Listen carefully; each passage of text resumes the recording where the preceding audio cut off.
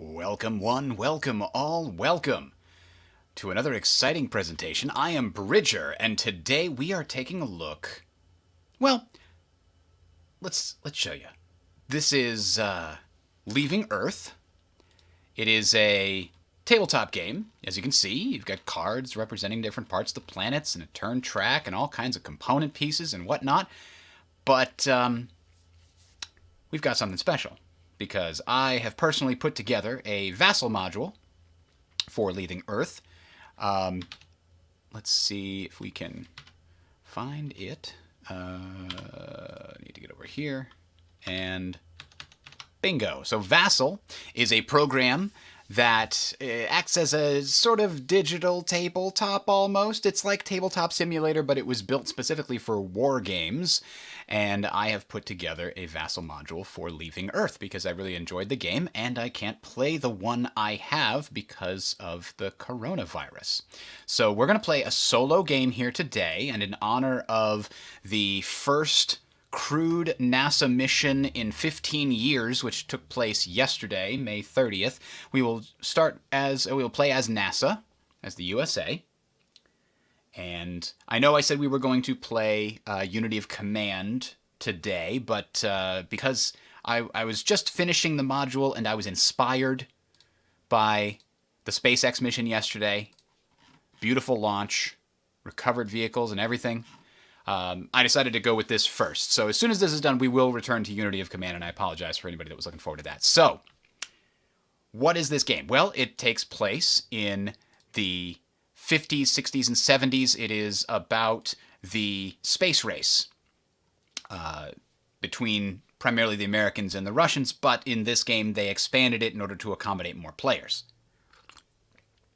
China, France, Japan have been added as potential players. But you can also play it solo, which is what we're going to do today. And then later this week, I'll test it with a multiplayer group that won't be streaming that. And then we'll release the module for anybody who wants to play it. So, how do you win?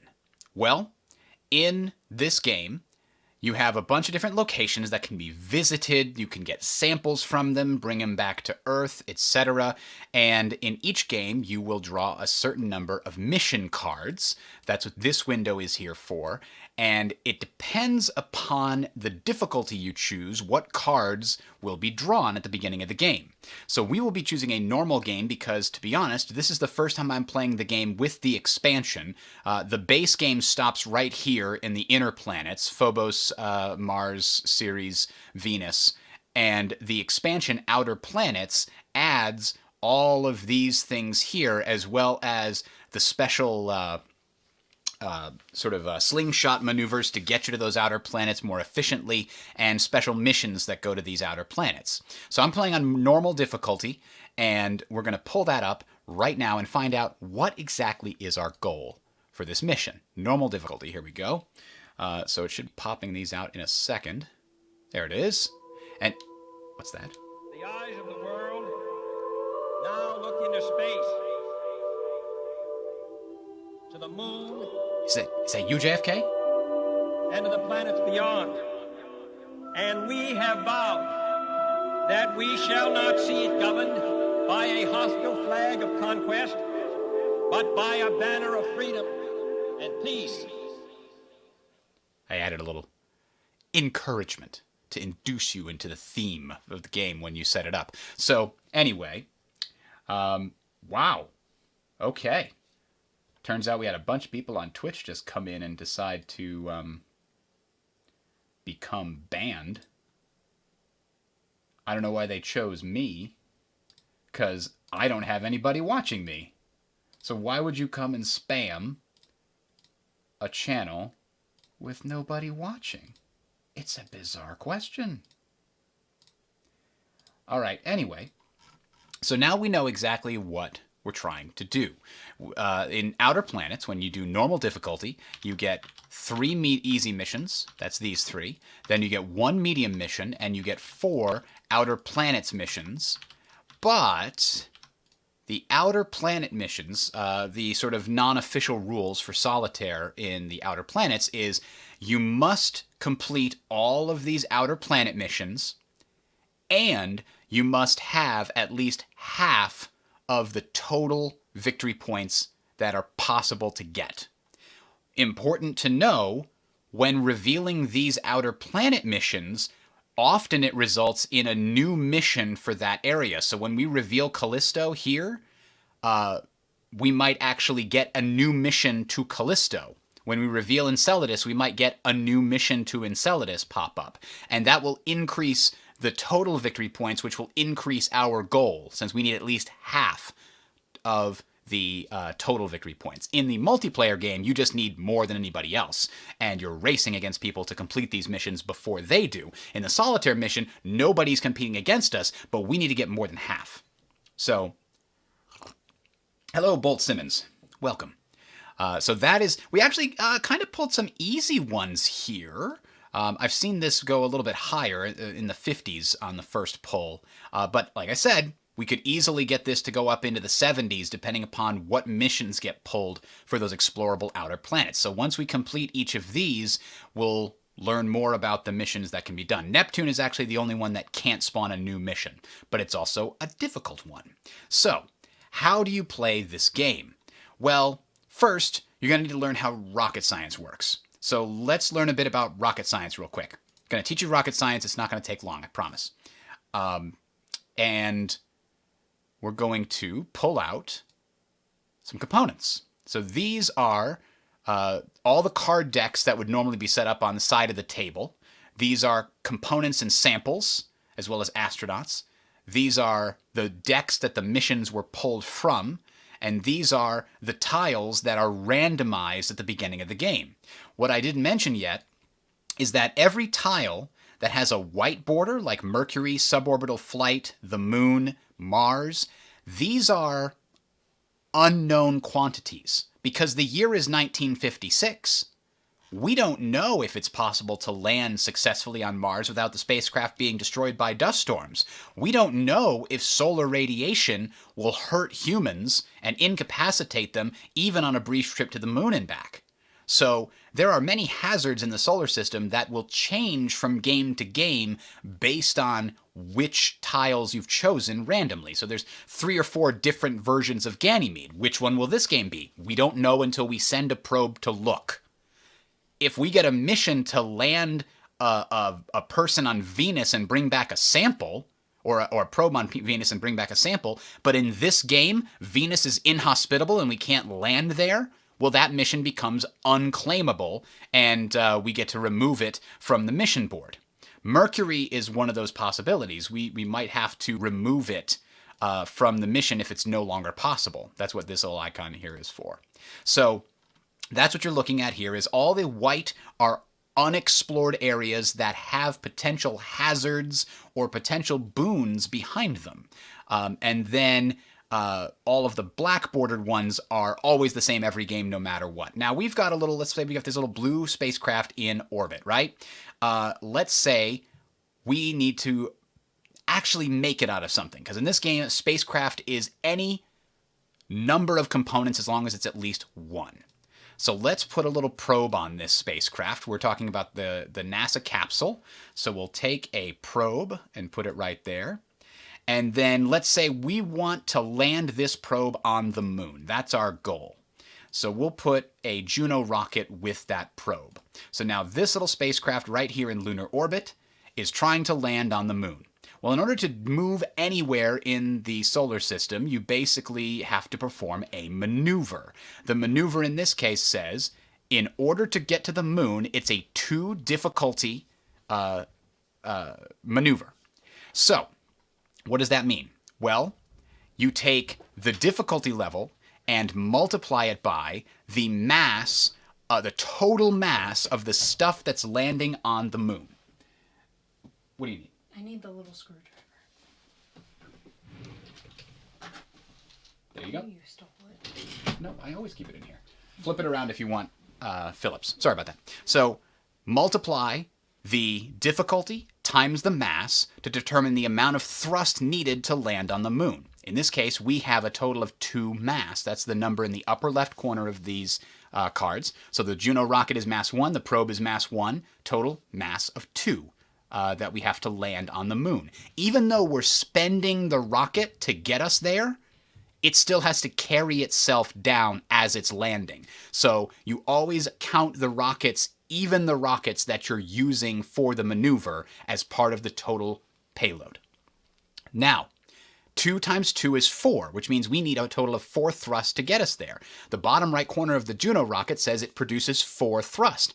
Perfect. So we spend the Juno rocket by essentially sending it back to the deck, and we've landed successfully on the moon. Great.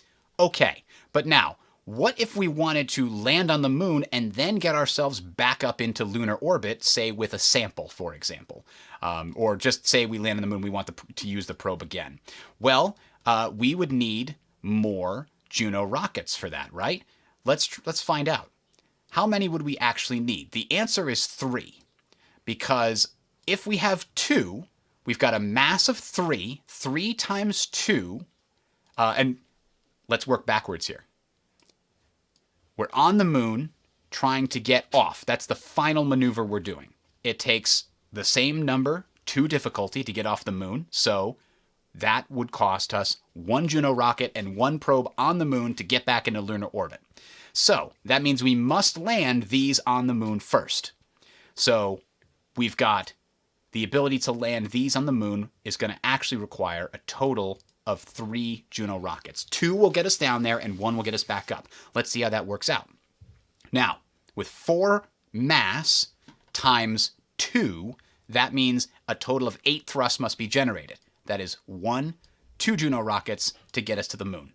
And then to get back up, we already calculated 2 times 2 is 4. We spend the final Juno rocket to blast the probe back up into orbit.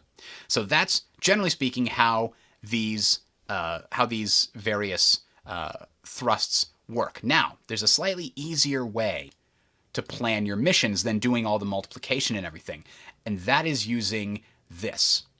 On the right-hand side of this player aid in the top corner, you can see it's got the difficulty on the vertical axis, and it's got the type of rocket on the horizontal axis.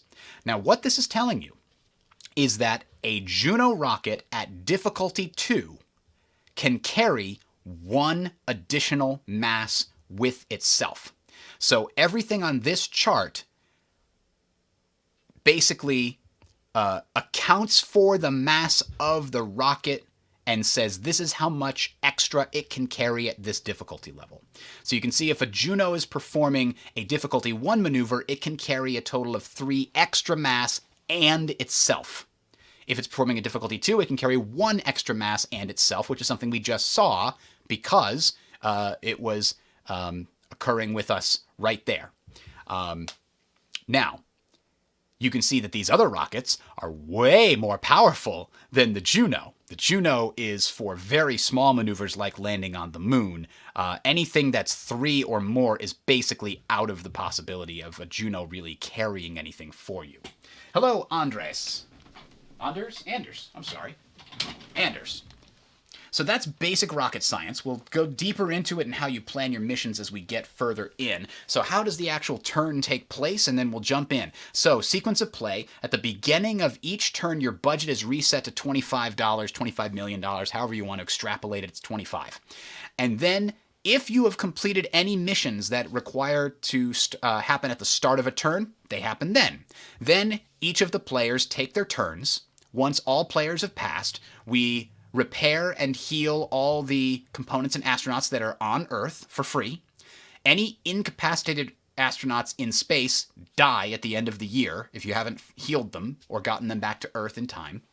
And any other astronauts in space that are in good health have to pass a life support check to make sure their life support worked for the whole year. And then you also have to feed those astronauts with supplies. If you don't have life support or you can't feed them, the astronauts in space die. And they go to the memorial, and the memorial is over here. And it's -2 victory points for each astronaut that dies. So you don't want that to happen.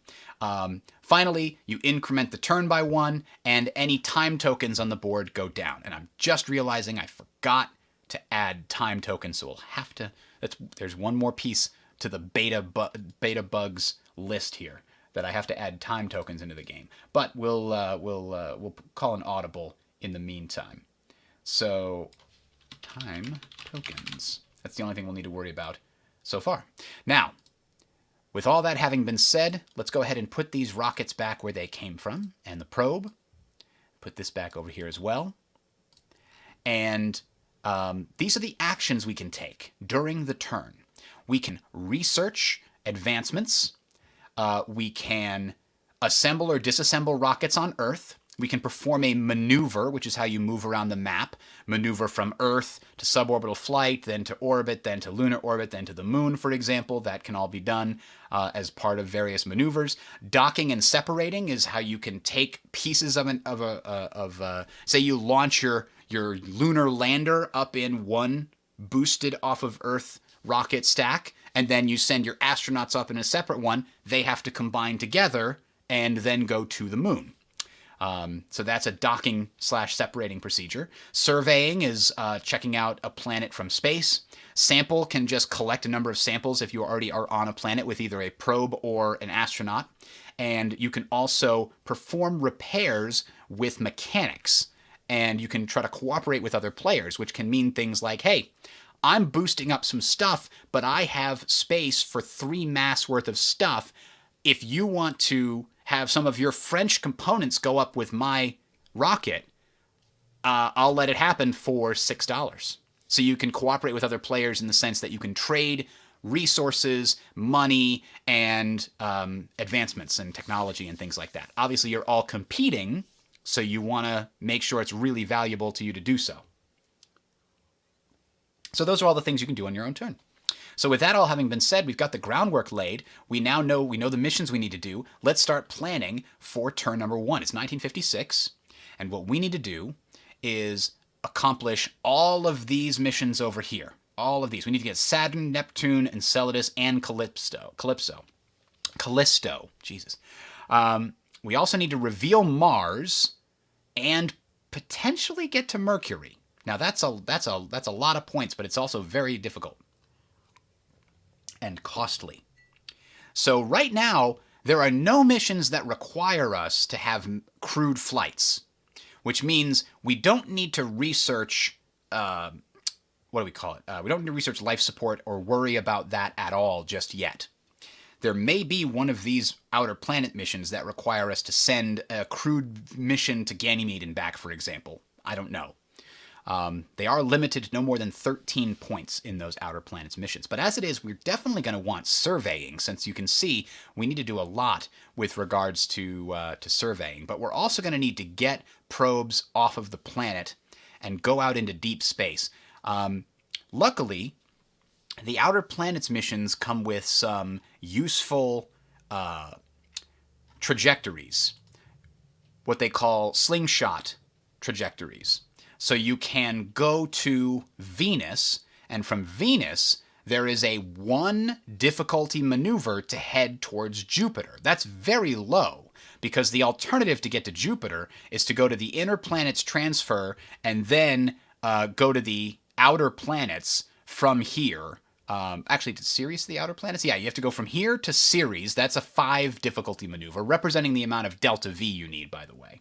The amount, not necessarily the actual difficulty, but how much thrust you need to generate in order to get there. So Ceres is a 5 difficulty, and then another 3 difficulty to get to the outer planets, and then from there to get to the Jupiter flybox, you need another 4 difficulty maneuver. Much easier to do this 1 Jupiter flyby maneuver. Here's the catch. You can only do this particular maneuver every 2 years. You can see here, Venus is in a particular position to slingshot you out to Jupiter every 2 years or so. These are called maneuver windows. So what this means is, if we had a craft in the Venus flyby box in year 1956, we could take this maneuver. This maneuver with the Jupiter symbol that's in red can only be done when the red symbol matches up to the current year. So 1958 is really the first year that we can make that happen, because we can't get to Venus in a single year. It's going to take more than a year to get to Venus. Now, from there, you can take that Jupiter flyby all the way over to the Jupiter flyby box. You can see there's a 0 difficulty one to get to Saturn. But you can only do that on certain years too. You can't take that one until 1960. So even if we got there in 1958, we'd get here in 1959, and then we'd fly off into nowhere, into space, because anytime you have an exclamation point next to a maneuver like this one that says lost, well, that means that it happens automatically at the end of your turn. So we kind of have an issue if we tried to get to Saturn by going to the Venus box and then heading to Jupiter and then heading to Saturn starting in 1958. Wouldn't work. When would it work? Well, this chart here helps us out a little bit. It says if we get to Jupiter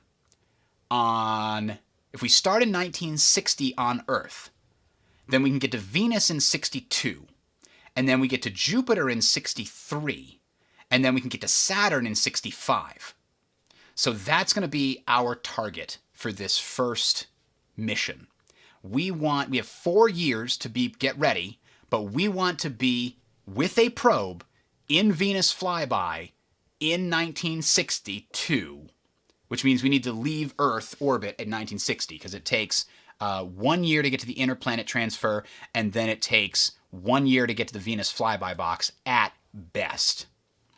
So that means if we're going to try to get to Saturn by 1965 in order to reveal the Saturn location, now it would also be good to reveal the Enceladus location while we're there. And you get to Enceladus, one of Saturn's moons, from Saturn orbit. So that means Enceladus is our final destination for this probe. That's the last thing that matters. So we're going to plan this mission backwards. And we're going to use some spreadsheets. Is this not the most exciting game ever?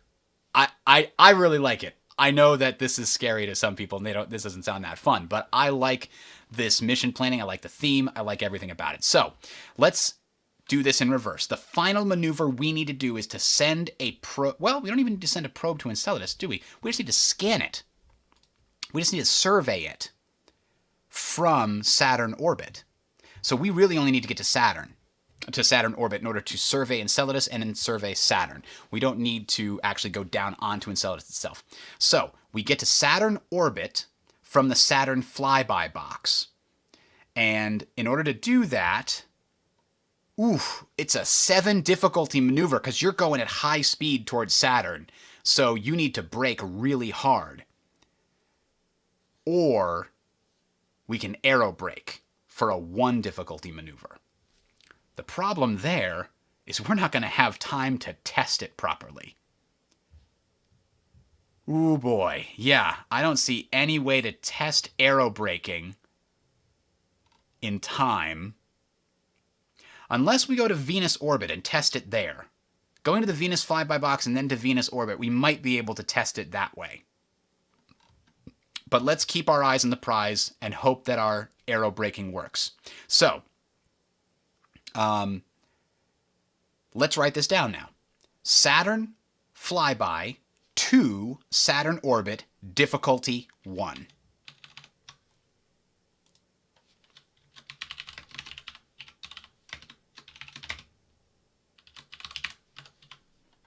And this is mission to survey Saturn. Now, we know that the only thing we need to get there is a payload of 1 because it's carrying a probe. We don't need anything else. We don't need that probe to come back to us. It just needs to go there and survey Saturn and Enceladus. That's part of our main goal. So that means we have a difficulty 1, payload 1 mission. So difficulty 1, payload 1, that's a Juno rocket. We don't need any bigger rockets than that. If you want to come back and look at this, you can see that the Juno will do that. It can actually carry extra mass, but we don't want to carry any more weight than we have to. It's rocket science after all. So 1 Juno rocket means our rocket mass is 1, and that means our total cost is, let me try and remember, total cost for a probe and a Juno is $3. Okay? Good to know. So you can see I've got this spreadsheet set up so that it automatically adds the payload mass plus the rocket mass to give us the payload mass of the previous segment of the mission. Because the segment before that is getting to the Saturn flyby box from the Jupiter flyby box, which is actually a 0. That's just automatic. That's easy. No problem. Okay. Well, oops. There we go.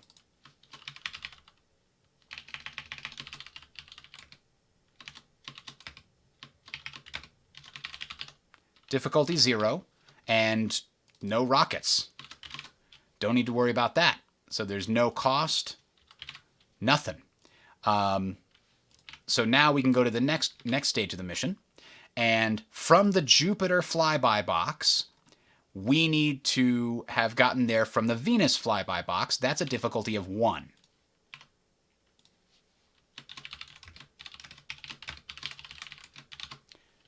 Okay. Now, difficulty of 1, payload of 2, that's another Juno rocket.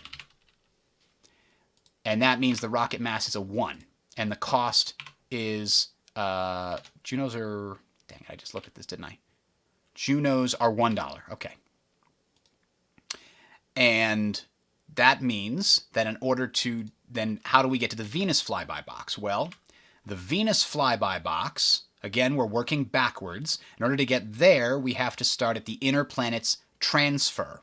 We can't get there directly from Earth orbit. Earth can take us to Mars, but not to Venus, which is interesting. So interplanet transfer means that we need to spend a 2 difficulty journey from inner planet to Venus flyby.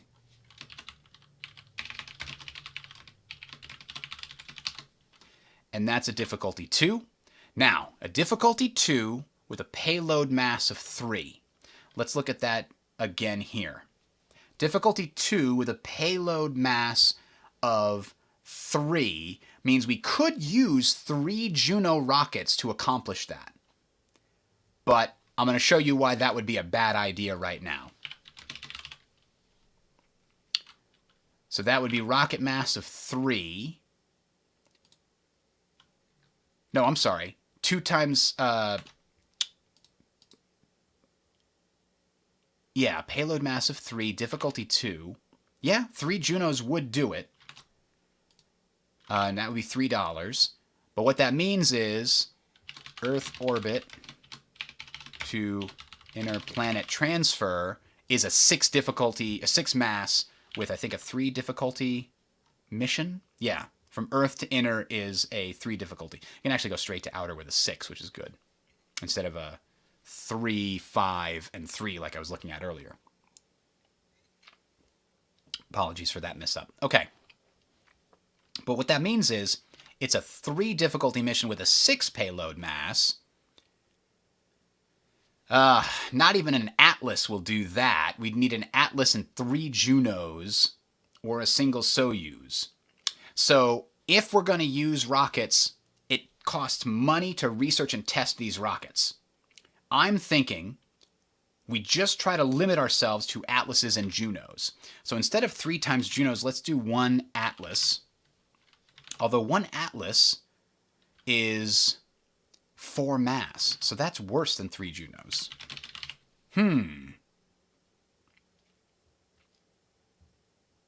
Yeah, I think that's where we're going to go 3 Junos there.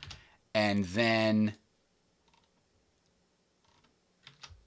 going from Earth orbit to inner planet, maybe we do Juno and Soyuz for the early.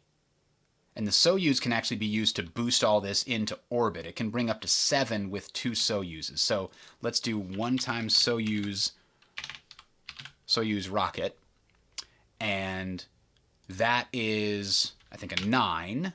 And the Soyuzes cost 8 each.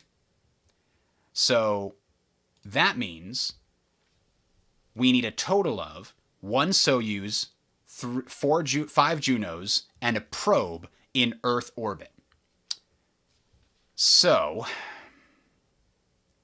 that's problematic because getting a Soyuz into orbit, that's really difficult. Getting a Soyuz into orbit requires either a single difficulty 8 maneuver, so it would require 2 other Soyuz to boost one into orbit. I'm sorry, 3 others. Probably more than that, 4? Oh my god, Saturns are so much better at boosting stuff into orbit.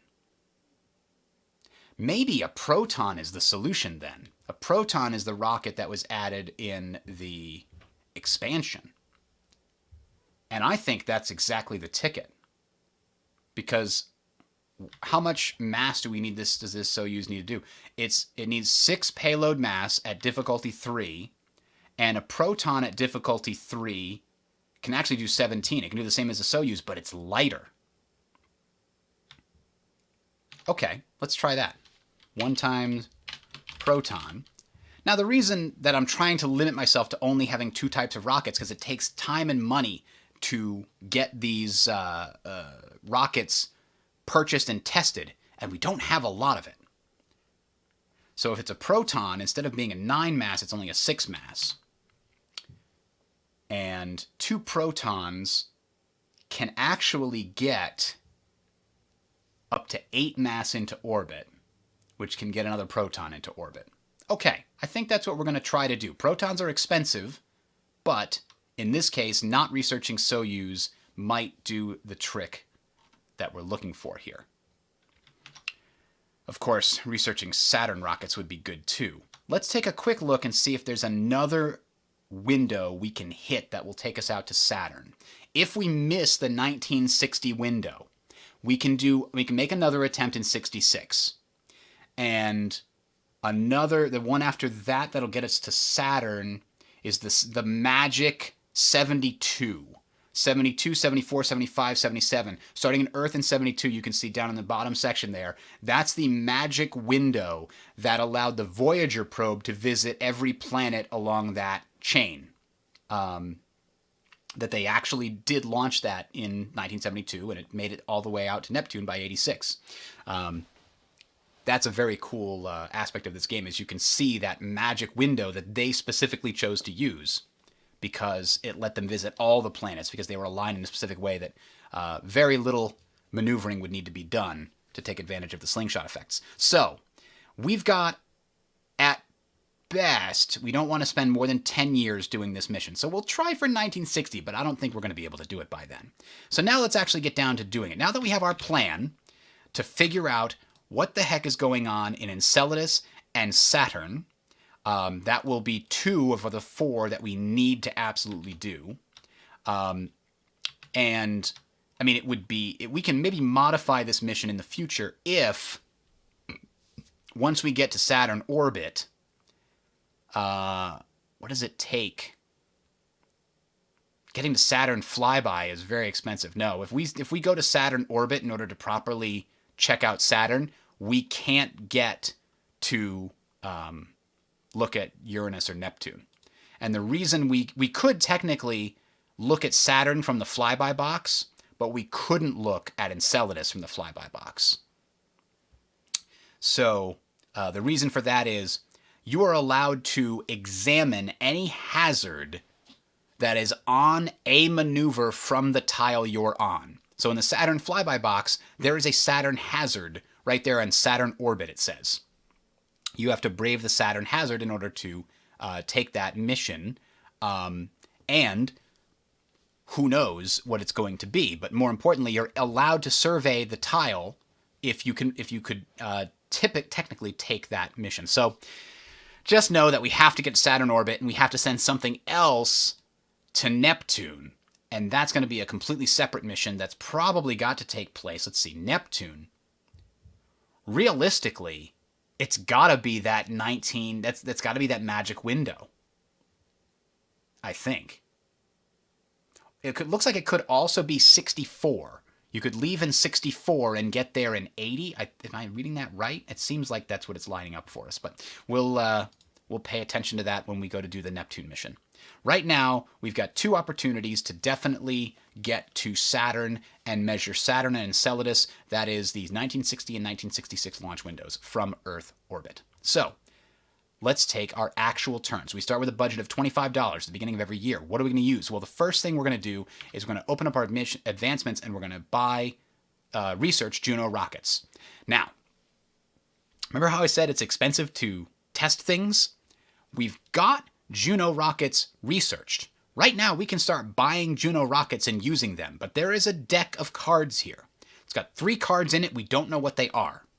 Every time we fire a Juno rocket, we have to pull one of these cards off the top, and it will either say a success, a minor failure, or a major failure. Major failures from rockets blow up the whole spaceship. So, you don't want to send untested rockets on a very important mission that only has a very specific window in which it has to go. That's why I was talking about only using 2 types of rockets so that we don't have to research more. So, what is the likelihood? 2/3 of the cards in the outcome deck are successes. 1/6 is minor failure and 1/6 is major failure. So, in order to properly not only test but fix any problems, we then have to pay money on that. So, Juno rockets are really easy because they are super cheap. We can buy Juno rockets and probes. Well, let's not get the probe yet. We can buy Juno rockets like they're going out of style. No problem. Let's buy a couple Juno rockets here. And you know what? Maybe we buy a probe? Let's see. Could we launch that probe with Junos? Not unless we used 3 of them. Yeah, we can't get them out all the way into orbit. We can get them into... now, we technically don't need to do landing, but maybe we should test landing in case that's something we need to do. You see on Earth at the bottom, it has a little picture of a lander. That means it's in parentheses, which means you do not have to test landing, but you can if you want. And that is how we can test landing in order to make it and perfect it, the actual research better. But that means when we actually get to places that have a mandatory landing symbol, we won't crash because we've tested out here on Earth.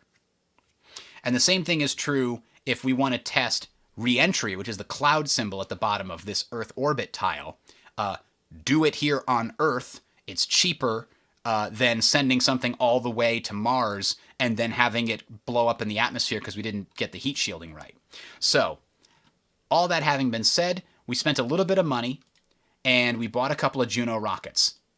Let's send them to the vehicle assembly pad. You can see it automatically calculates 3 weight, 3 mass there. We're going to send this to Capsule Ship 1 and we're going to launch it. This is all part of my same turn. So Capsule Ship 1 is now here on Earth. And we're going to fire the rocket to launch this into suborbital flight. And suborbital flight is one of those that's not explored. Normally, when you send a ship to an unexplored area, it would be flipped over. But unlike every other explored thing, this is specifically about what happens when humans go through suborbital flight. Because in 1956, they don't know. 1956 was when they sent the first rocket into suborbital flight. And that's what we're about to do right now. So we're going to test a Juno rocket. We've got this right here. Let's test it.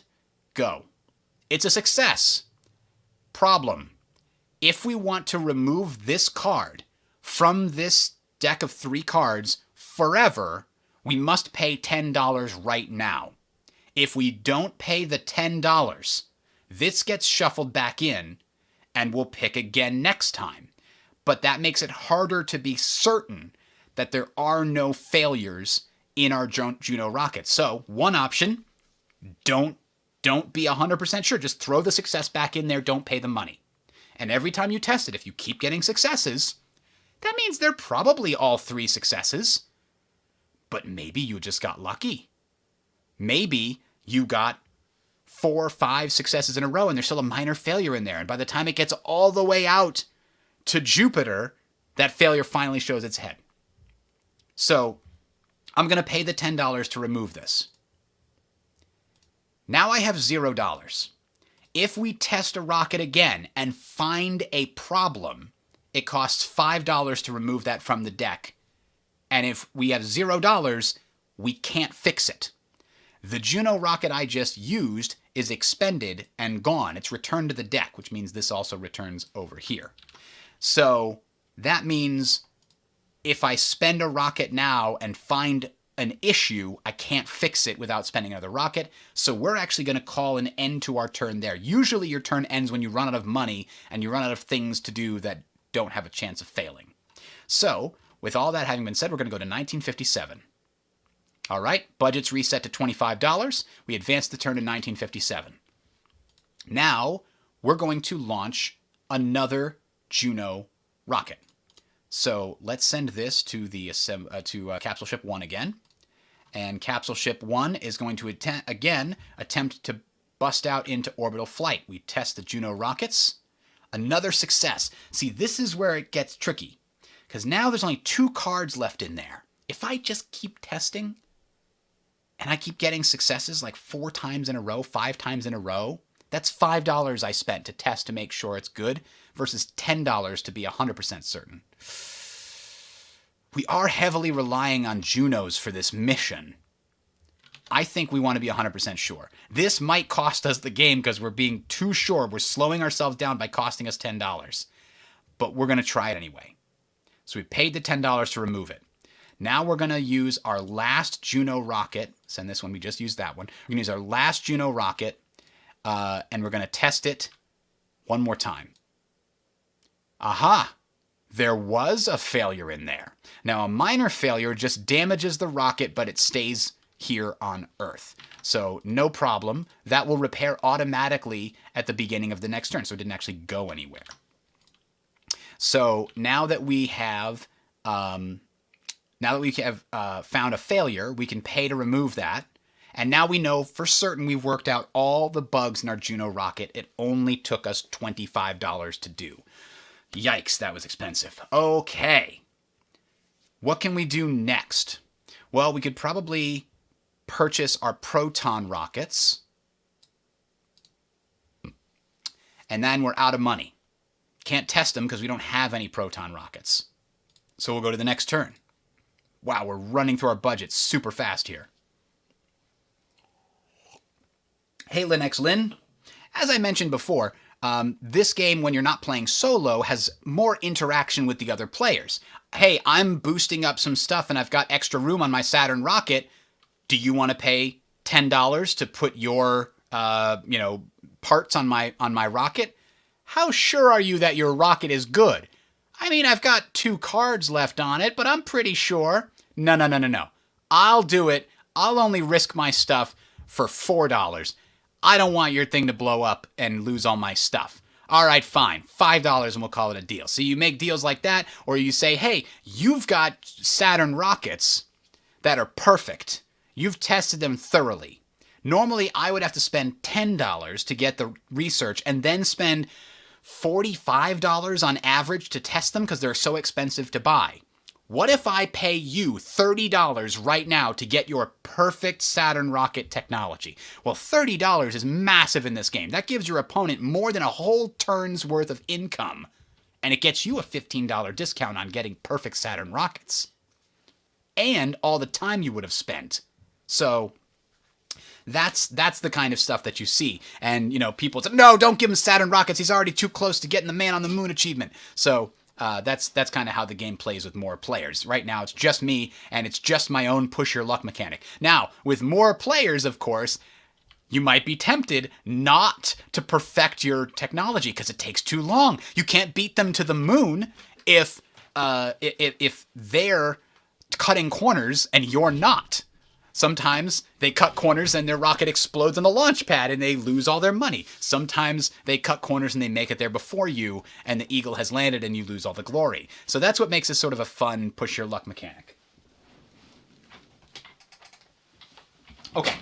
All that having been said, we are back at $25. What are we going to do here? We know we have perfect Juno rockets. We know that our mission only actually requires 1 proton to work 1 time. But how do we get all this stuff into Earth orbit in the first place? We've got 6 we've got 9, 10, 11 to get up there. That means we'll need a total of 4 protons to get us up there. Yikes. That's going to be very expensive. That's $48 by itself. Maybe we should invest in Saturn rockets. I don't know. That's a difficult so look at how you get stuff into orbit. It's very expensive. First, you either spend an 8 difficulty maneuver to get straight into Earth orbit, but that is hella expensive because even a Saturn rocket can only carry 5 mass, and Saturn's cost $15. So the dollar to mass boosted ratio is 3 to 1 if you're using the best possible option, and that's not really acceptable. If instead you do a 2-stage rocket and you go into suborbital flight and then from there you go to Earth orbit, dropping the previous stage off, then you have 1-3 and then 1-5. Well, a Saturn, for example, can carry 46 mass in addition to itself at difficulty 3 up into suborbital. So if you carry a second Saturn, don't fire it, just use the first Saturn to carry a second Saturn, then you can carry an additional 16 and, 26 beyond that. So each Saturn has a 20 mass, right? So it says 46 2/3 is how much a Saturn can carry. So 20 of that is going to be the second Saturn that gets you into from suborbital into orbit. And the other 26 is free for you to carry other things. But the second Saturn has to make a 5 difficulty track, which means it can only carry 20. So realistically, 2 Saturns, one to get you to suborbital, the other one to get you into orbit, can only carry 20 mass total. But that is very expensive. To get that 20 mass up there, it requires, $30 because Saturns cost 15 each. So 30 divided by 20 is $1.5 per mass. And that is the best ratio you can theoretically get. Because as I mentioned, going straight up with an 8 is a 3 to 1. So 1.5 to $1 per mass ratio is pretty good. Okay. With all that having been said, we're going to be using protons, which is very expensive. Maybe Soyuzes would be better because they're cheaper, but then we'd have to research them too, and it would be very difficult. So let's look here. Let's buy a couple proton rockets and try to test them and make sure. Now this one, we only need the protons to work a few times. And you know what? Protons, while we're testing them, can actually help us get stuff into orbit. It can be cheap stuff so that if the protons fail, then okay, we're out $5 for a probe and 3 Junos. But if they succeed, then we'll have not only tested, but also boosted stuff. That'll get us, kill 2 birds with 1 stone. By the way, we did successfully get into suborbital flight, so we have completed the working, we need a working probe along with that flight. So that was my mistake. We didn't bring a probe up with us, because I didn't want to risk it when the Junos had some chance of failure. Okay. At the beginning of the year, by the way, we flip the Juno over to its fresh side because it was still on Earth, so it was able to be repaired. That's the repair heal on Earth step. So, let's think about this. Right now, what we need to get into orbit is a total of 5 Junos and a probe. We can do that with a proton. 5 Junos and a probe would weigh 5. Each Juno weighs 5, but I think the probe also weighs 1. Am I remembering correctly? Yes, the probe weighs 1, so that weighs a total of 6. Now, the 5 Junos and a probe can weigh 6, so the proton can actually carry 8 mass up with it if you do a double proton launch. Let's do that. Let's try for that. So protons are unfortunately incredibly expensive. We can buy them now because we have the proton technology. So we'll buy 2. And we have $1 left over. That wiped out our budget for the year. So we will buy 1 Juno rocket because we will need a bunch of them in space for our mission. So now we have $0. So now we go to 1959. Doesn't look like we're going to hit our 1960 window, does it? No. I'm glad I chose the normal difficulty. So we're probably going to aim for that 1966 window of having everything in Earth orbit ready to go for this mission to Saturn. So let's go back here and take a quick look. Now that we've got the 2 protons, what do we want to bring up there? We said 5 Junos and a... Let's send this actually back to the assembly. We want to bring 5 Junos and a probe. So let's pay to get the other Junos. We've got 2 Junos here. 3, 4, 5. Huh. That's weird. It shouldn't have given me a probe. I'll have to double check that. Probe randomly appears. Probe randomly appears in Juno deck. I'm guessing I may have accidentally put that inside the Juno deck, but we'll figure that out later. Okay, back to this. So here's our payload. It's the probe plus all 5 Junos, and I'll put a little stage separator in there to keep us in mind. That's the payload. And then there's one stage is the proton rocket, and we put another stage separator. The stage separators were something I put in there, and it was just to really... crap. Oh, stage separator doesn't come to this one, huh? That's interesting. Did I set it up so you can clone these? I did. I don't know why it wasn't coming. Anyway. Oh, you know what? I never duplicated the stage separators. There's a deck of 1, that's why. Okay, we're finding good bugs here. This is a good beta test. Duplicate stage separators. There we go. So, let's fix this for now. We're going to open up the card deck. I'm going to bring this over here.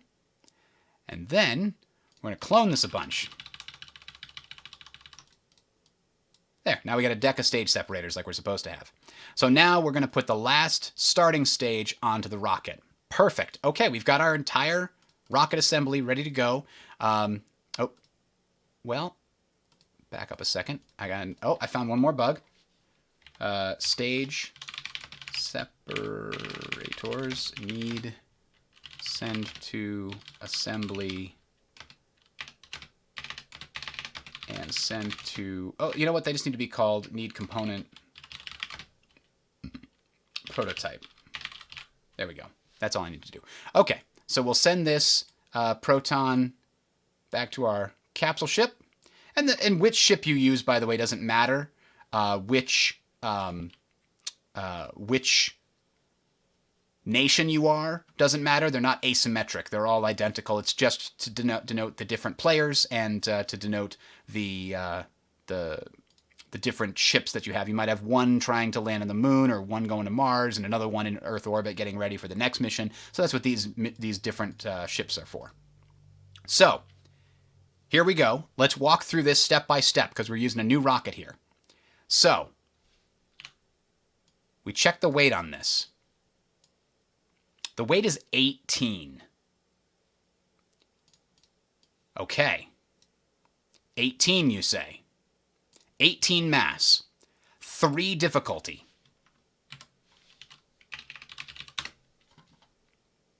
So 18 times 3 is 54 thrust required in order to get it into suborbital flight. Okay. Good news. This one proton on top actually generates 70. So we can spend this, return to deck, and we don't need the stage separator anymore. Oh, and I need to fix that, huh?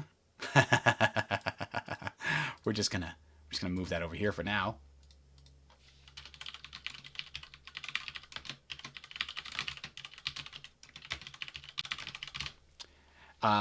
So now this is in suborbital flight. Now the mass is 12 instead, because we just removed the previous rocket. We spent it in the first maneuver, so now we have 6 less mass to deal with. So now it's 12 mass times 5. Just leave this open, just for demonstration purposes. 12 times 5 is 60. Well, the proton rocket generates 70 thrust, so again, we're safe. So we spend this guy, put this guy over here, And all of this has now successfully made it into Earth orbit. Unless we had anything explode. So let's back up a step, or two, or three. Because when we're firing this rocket on Earth, we now have to test our proton rockets and see if our technology is solid. Oh, minor failure. Well, we're going to pay $5 to remove that. But that means that this rocket is broken. Can't use it until it's fixed. We can use it next year, but can't use it until then. So, we got a little problem. We got a budget here that's going to be reset to $25. We can't save it through to next year. So what do we do with this $16? Well, we could buy a new advancement. What else are we going to need? We're going to need surveying for sure. That's $10. We may need more Juno rockets. We are going to need aero braking. And we're definitely going to need more proton rockets. So while we have $16 instead of $10, let's spend it buying one more proton rocket and another probe. And we can't get any of these other things because we don't have the requirement. Let's buy a third probe just because we might need... you know what? No. 2 Junos. You never know when you might need some extra Junos. All right, 1960. Our proton rocket is repaired on Earth. And now we're ready to test it again. Now we've got one less card that could be a problem. So we're going to launch. We're going to try the launch again. A success. I'm not going to pay on this. I'm just going to send the card back. So now we have spent this rocket for real. And we're in suborbital flight. We have now completed this mission, working probe/capsule in space. Because sounding rocket means space, suborbital flight is considered space. A sounding rocket is considered, this is basically just a Juno launched by itself with a probe. But we get to claim this mission for the USA! Huzzah! And so what should have happened, and we'll make sure that the module is calculating correctly. Yes, on the right-hand side here, the US has listed 1 victory point, and the unclaimed victory point has gone down by 1. So now we are 1 22nd of the way towards halfway. But again, that could be easily altered as we reveal these other missions in the explorable areas. So now the stage separator moves out and the next proton rocket launches. We know for a fact that one of these 2 cards is a success. We don't know what the other one is. Here we go. Okay. Is that the same one as before? Or is it a new one? I'm not going to know because I'm cutting corners and not doing a full debrief. It's too expensive. But good news, we made it to Earth orbit. We spent this rocket. And we can move the stage separator out of here. So now all of our Juno rockets and our probe have made it to Earth orbit. Fantastic. Right? Look at that. And so now we have all of the Junos and the probe in Earth orbit. We now only need to get 1 more proton to Earth orbit. But that requires us to buy 3 of them. 2 of them to launch it and 1 to actually get there. So we bought 1 last time. We'll buy 2 more. And we got $1 left. Buy another Juno. There's nothing. Oh, well, you know what? Let's buy 1 supply. Supplies are only needed for astronauts. But we might have a mission that requires us to send crew. So, let's now leave this in Earth orbit. It's just going to chill up there. No problems. If it had astronauts in it, then there would be a problem of going from turn to turn with an astronaut in space. You need to have life support, you need to have supplies. But right now, the probe can stay up there. It's just flying around Earth, falling perpetually, no problem. We're going to go to 1961. Looks like we're well on our way. We're going to make that 1966 threshold. Now we're going to take these proton rockets and turn them into a new situation here. So we actually basically have 3 stages. Accidentally put it on the stack here. There we go. So we'll send this whole mess to the dish ship. And as... Oh, I can't do that because I forgot I'm leaving the... wait a minute. What just happened? Okay, yeah, that was exactly what I thought happened. Perfect. We're going to send these guys to the dish ship. Put the dish ship on Earth. Okay, so here's the question. We know we're going to be sending up one proton rocket on a difficulty 3 mission. How much mass can it carry? Well, if we look here, one proton rocket on a difficulty 3 mission can carry 17 mass in addition to itself. We're carrying 12 in addition to itself, so we're good. So, let's launch that proton rocket. It's another success. I really would feel so much better if I could pull a failure. Even if it blew up my rocket, I would feel better afterwards knowing that we figured out what the bug was. But in the meantime, let's continue. We're now in suborbital flight, and we've spent that stage. We're now going to hit that mission one more time. If it's still a success, I think it means we've got good proton rockets. I think we're good. We might not be, but I think we are. So, now that we've spent this proton rocket, we can return it to deck.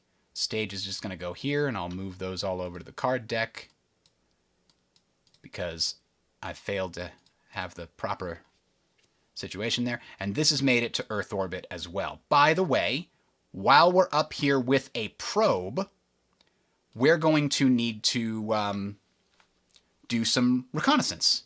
We have some money right now. We're going to pay to unlock surveying, which only gets 1 card, not 3. It's easier to ensure that surveying just like a camera and maybe some other instruments and some technology to send it back to Earth. That doesn't have quite as high a chance of breaking. We've been using radios for, 30, 40 years by the time we get to this point. So, because we're in Earth orbit, we're able to look to reveal any location that has a hazard symbol on a maneuver from Earth orbit. Well, there's only one hazard symbol here, and that's the radiation symbol, so we're now able to survey solar radiation. Before we do, we have to test our surveying to make sure it works. Oh, a major failure. So the good news is, major failure for survey does not blow up the rocket. If a major failure from survey blew up the rocket, it would be like when, the cars get, hit and they just explode randomly in the movies. It's not really how it works. Cars don't have explosives in them. So we have to pay to remove it. That costs us $5, but now our surveying technology is working and functioning perfectly. In this version of the game, in Outer Planets, you can only do 1 survey per turn. Why is that important? Because if we had sent our ship to the lunar flyby at the end of the turn, it's lost. So you can only get that surveying to work while it's flying past the moon. Once it's past the moon, you don't have time to survey anymore. It's gone. It's off into space. So that is why it matters in this game, that in Outer Planets, that you make sure you keep track of how often you've surveyed in a single turn. Each probe can only survey once. But we can have infinite turns. We can pass and have another turn. Because we're not in a flyby box, we're not in a box that has a exclamation point, nothing's going to happen to us at the end of our turn. We're in an orbit. We just stay here. So we can pass, and then it's our turn again, and we can survey again. So let me think here. We're going to automatically survey because we know it's working. So we just reveal the solar radiation. Good news, there's no significant radiation. That could have been a different thing. It could have been that if we tried to take any of these paths with a radiation symbol, that we'd have to roll a die to see if our astronauts would avoid getting sick or our ships would avoid breaking down due to radiation. Because remember, 1956, they don't know any of this. They have some ideas, but they don't know for sure what's on the moon, what Mars is like on the surface. They haven't sent anything there. They can only know what they can see with their telescopes, really, and what they can tell with their instruments on Earth. That's why we're surveying things. So now we know if we need to send men into orbit, it's not as deadly as in some of the games. So, we're here. We have $10 left. We know we're going to need arrow braking. So, let's go ahead and buy arrow braking. Now that we have... Oh, you know what? No. Before arrow braking, we need rendezvousing. Rendezvous. This is the technology which lets you combine your ships together. So we're going to try that. But not yet. We'll wait until next turn when we have money to fix it if it's a problem. So we're going to go to next turn right now. 1962, the first thing we're going to do is going to try to combine these two ships into one ship. Cross your fingers. Rendezvous. Success! I'm not going to pay to fix that. And I don't want to test it again to be sure, even though I technically could, because I don't want to risk this mission. So, that's the only time we had to rendezvous anything here. And now, I think we're good to go. So now what do we have? We have 4 years to test our... to test our arrow braking. That's going to be difficult. But I think we can do it. We have 4 years to test our arrow braking, and then we have another couple of years until it actually gets there. Because what's the actual... So we actually have until 1971 to test our arrow braking. So maybe we consider something else. Oh, by the way, we also claimed this mission. Because we now had a working probe in Earth orbit, not just in suborbital flight. So what can we do? Does Mars have arrow braking? There are no maneuvers near Mars that allow you to arrow brake. Only Venus maneuvers allow you to arrow brake. But we don't need to do anything at Venus. It's not part of our mission. Oh, hang on. No, Mars orbit does have an arrow brake. So if you go to the flyby box, then you can arrow brake on the way to Mars orbit, and at the same time, we can survey Mars. Okay, let's plan that mission.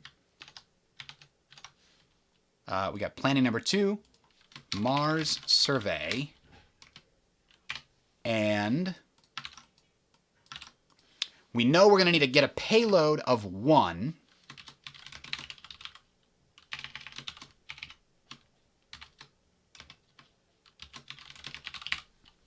To Mars orbit.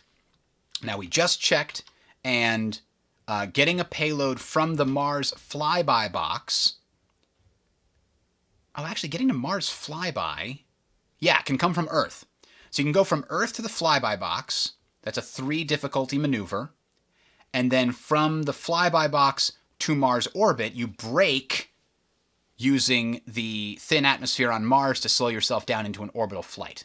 So that flyby box to Mars is our final step, and that requires a 1 arrow brake difficulty. Oh, I don't know why I have rockets here. Let's get rid of that. Okay. So we know the payload mass is 1. We know it's carrying a probe. And in order to do a 1 difficulty thing with a payload of 1, we know that's a Juno. Juno, they're good. They're useful for things, okay? Now, the probe plus the Juno together costs $3, so that we can help keep track of that. Now, oops, wrong thing. Now from, this is Earth orbit to Mars flyby box. That is, I believe, a 3 difficulty. Earth to Mars flyby is indeed 3 difficulty. So 3 difficulty with a 2 payload mass. We're going to need at least an Atlas, but since we don't have an Atlas, do we have to use a Proton? Atlases are a lot lighter, but we don't have them researched. Maybe this is a good time to test them? Atlases are also a lot cheaper. And we can boost 2 of them with a single proton pair.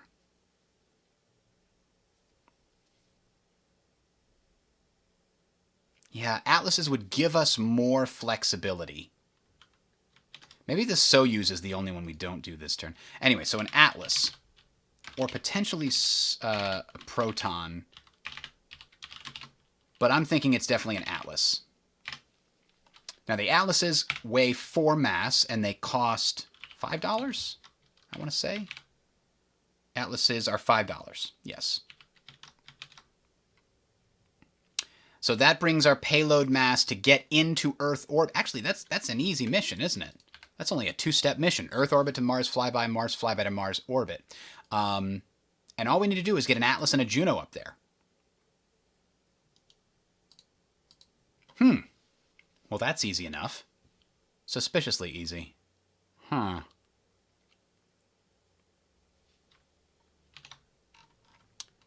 But it is what it is. Sometimes they're easier than you expect. Okay. Now knowing that, let's figure out what other advancements do we need to test. Well, let's buy Atlas rockets, aero braking, and we'll buy 1 Atlas rocket for $5. All right, so we've got ourselves in good position. I'm going to take one more note here.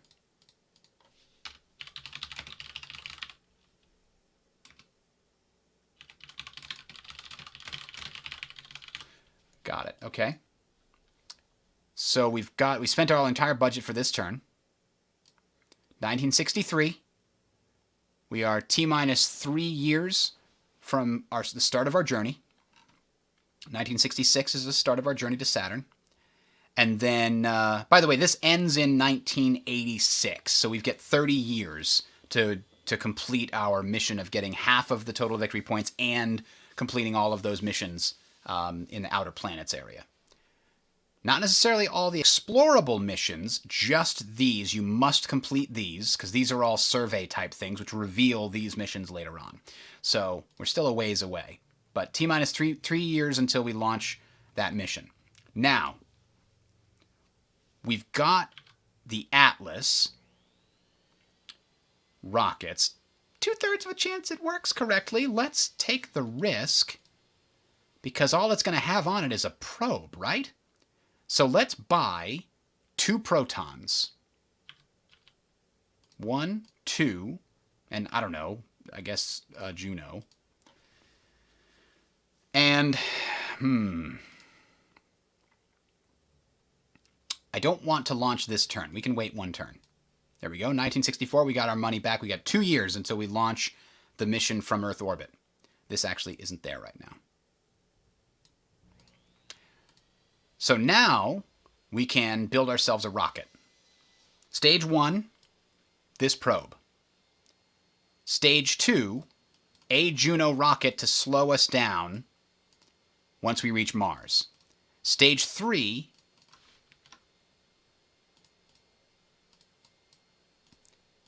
an Atlas rocket to get us from Earth orbit to, and I say stage 3, I'm doing it backwards here.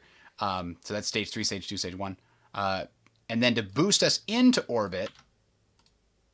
Oh, I did all of them. I should really just have a button. But anyway, to boost us into orbit, 2 protons. So all that weighs 18. That's within the proton's normal carrying capacity.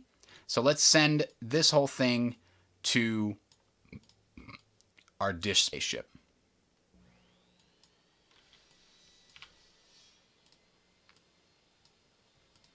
All right, dish spaceship is on Earth. We have some money. If something goes wrong with the protons, we can fix it. So, protons, go for launch. Okay, protons still good. I think we're good on the protons. 1 spent, got us a suborbital flight. Try again. Still good. It's getting very unlikely that we have any failures in that deck, but not yet impossible. Okay, now that we're here, we can immediately perform another maneuver, head towards the Mars flyby box. It is a difficulty 3, and we are going to expend our Atlas rocket, which on difficulty 3 can provide us with up to 5 mass. We're only carrying 2, so the Atlas rocket is going to be fine, as long as it performs. Okay, that's a success. Atlas rockets have not been... They're cheap. I'm sending it back. I'm not paying for it. I'm keeping my money. There's other things we need, like arrow braking. Oh, we already bought it. Okay. We might need some of these other ones. We'll see. For now, let's spend the rocket like we're supposed to do. And now, this is on its way to the Mars flyby. But the 3 hourglasses here mean it takes 3 years to get to the Mars flyby box from Earth orbit. Now, I'm supposed to have some time tokens or some way to measure that there's still, time. But instead, I'm just going to use these other ships to represent turn tokens because I forgot to put them in here at the moment. So every year we advance, we take one of these time tokens off. That all having been said, is there another way that we can test arrow braking other than doing what we just did, which is buy an Atlas, 2 protons, and, I don't think so. But I also think we should maybe get a more efficient method of launching things into orbit.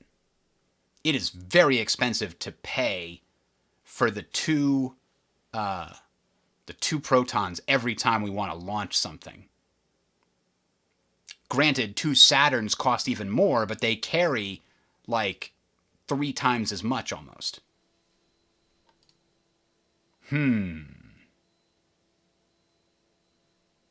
Difficult decision. If we were going to Mercury, what would we need in order to complete this mission, this Mercury lander mission?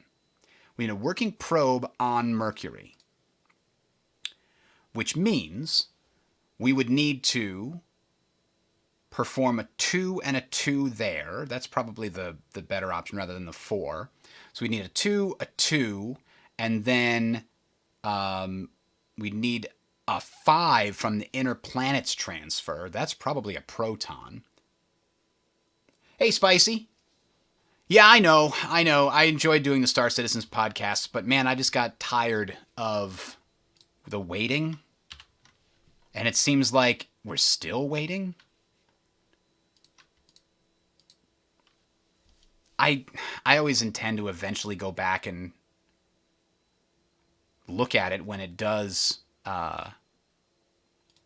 kind of really release, but I want a polished product. I don't want to keep playing an alpha janky thing that I have to redo the damn key bindings for every single time. I got so tired of that. You know what I mean? Anyway, back to a different kind of space. If we're going to do this, do we want ion thrusters? Ion thrusters are different than the chemical thrusters because ion thrusters generate more thrust the longer the journey. And you can artificially extend the journey to generate more thrust, and they are also not used up. I think I'm going to buy Saturn rockets. And then I'm going to buy a Saturn rocket. That's all of my money. Having Saturns is very valuable for later options. Just super efficient getting stuff into orbit. Saves you a lot of money. Okay, that's the end of this turn. So we go to 1965, 1 turn away from launching our big mission to Saturn. We're going to take this off. That's the time marker representative. So now 2 years until our other ship gets to the Mars flyby box. Let's see.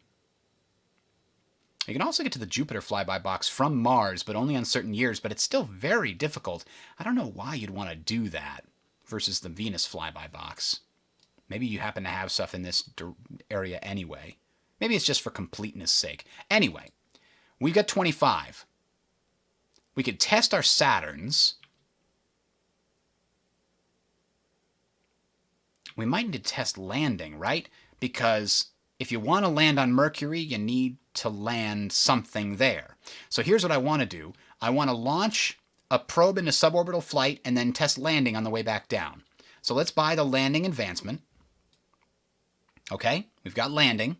Unfortunately, landing and Saturns and Atlases are still pretty uncertain. So landing means we need a probe. We've already got a probe. No, we don't have a probe. We got to buy one. And then we got to send this and the Saturn rocket to our third ship, the lander ship. Again, the type of ship doesn't matter. It's just a distinctive shape. Now we're gonna fire the Saturn to try to send the probe into suborbital flight, and then we'll test landing on the way back down. So, where's the Saturn? Here it is. Don't blow up, don't blow up. Go! Well, on the bright side, we can fix that so it doesn't happen again. But man, that was expensive. So we lose the probe and the Saturn rocket.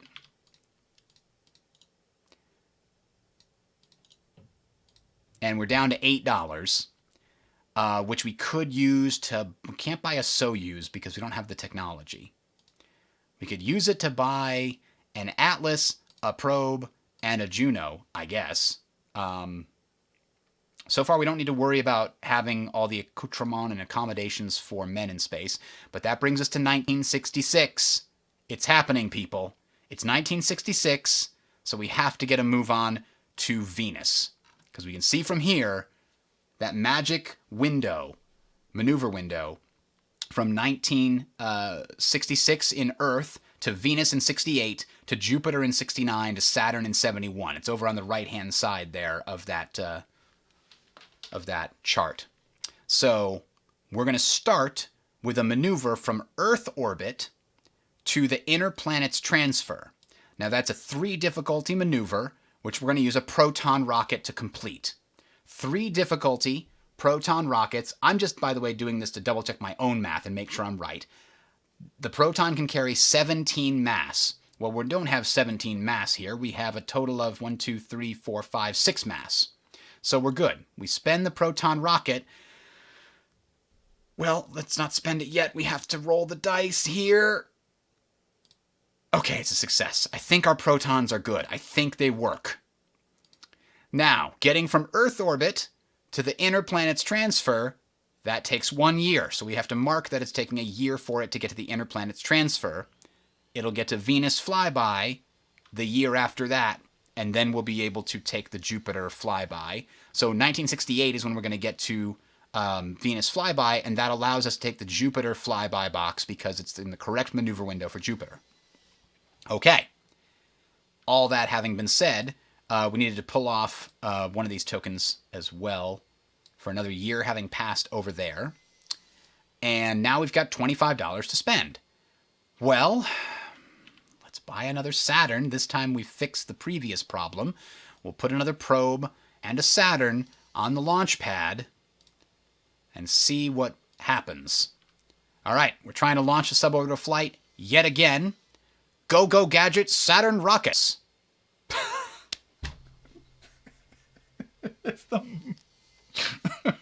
That's the second time that's happened. Major failure with a Saturn rocket. Okay. Well, there goes the I'm glad that I'm only putting a $2 probe on the thing. I'm not losing like a whole mission, but still, it would have been nice if it was working. So now we've got $5. What can we buy with $5? Can we test anything that... We could test this Atlas to be a little bit more certain that Atlases are good. And if they're broken, then we can pay to remove it. So let's do that. Let's spend the Atlas. Well, we first have to actually do this. Here we go. Testing the Atlas, firing it into space. It's a success. Okay. So, return to deck. Let's buy another Atlas. And now we have $0. So 1966 traverses into 1967. We are moving along now. And our ship arrives in the inner planet's transfer, and our other ship arrives in the Mars flyby box. Let's take them one at a time. Let's look at our primary mission to Saturn. From the inner planet's transfer, it has to go to the Venus flyby box. That's a 2 difficulty maneuver, and it takes 1 year. And again, it would normally test this solar radiation thing, but there's no significant radiation in this game. So this is instead going to cost us what? I think it's going to cost us 2 Junos. Is that this stage? What was our look here? 3 Junos. So this is Inner Planet to Venus Flyby, difficulty 2, payload mass of 3. Each Juno can carry 1 additional mass, so we launch 3 Junos. Okay. So we know our Junos are perfect. We've tested them to the greatest extent possible. So we're just going to go ahead and return to deck, return to deck, return to deck. And this is going to take 1 year to get to the Venus Flyby box. We are on target to get there in 1968. That's our goal. Now, our other... you know what we could do? Before we go to the Venus Flyby box, we can explore Ceres. Reveal it. Nothing special about Ceres. It's not hazardous, and it doesn't have anything special. All right. Because we can do that because the Ceres symbol is at the top of this token here. There is a maneuver from this area leading to that hazard, so we're allowed to survey from this area, because we have the surveying technology. So now we're over in the the Mars flyby box. But the first thing we're going to do is we're going to survey Phobos.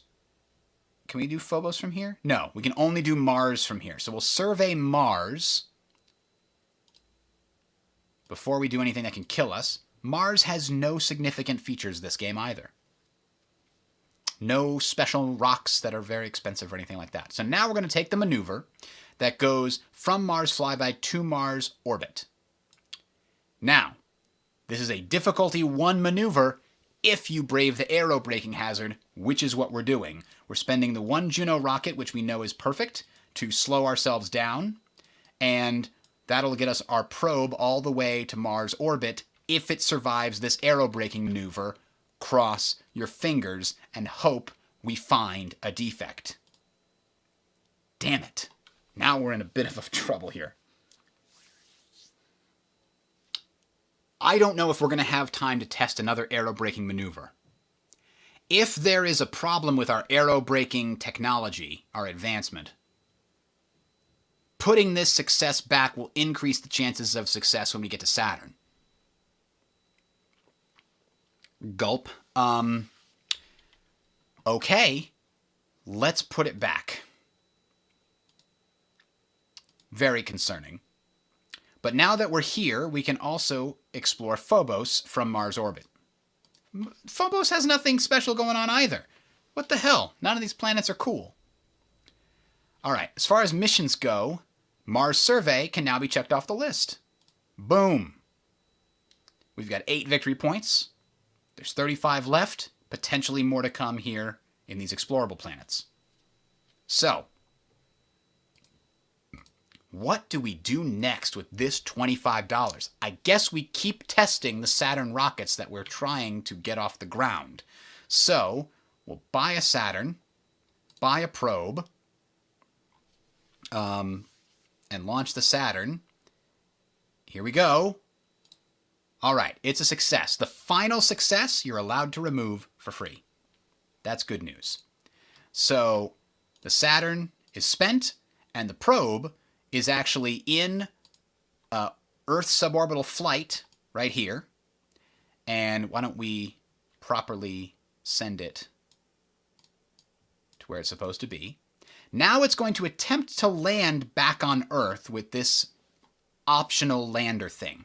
So we're going to test our landing, and it's a success. We don't have the money to remove that. We probably don't want to, so we'll send that back.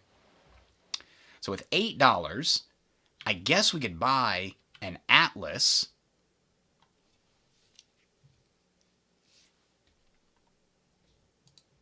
And a probe and a Juno. Really, I don't have much.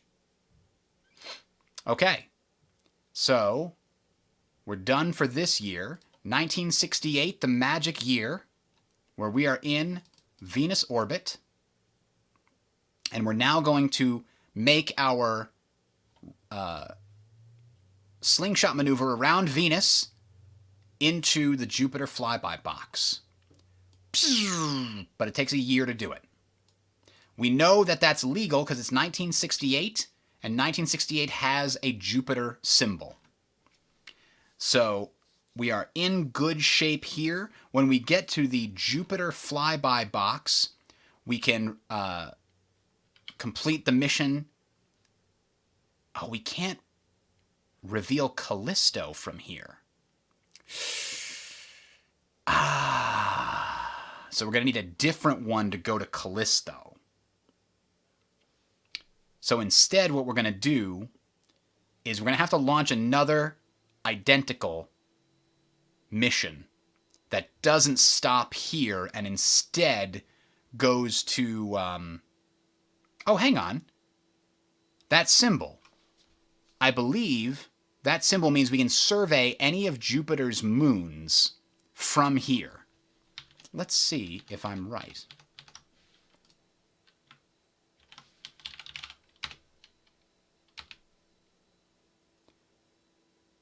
Certain locations allowing working probe to survey hazards that cannot be reached in a single maneuver.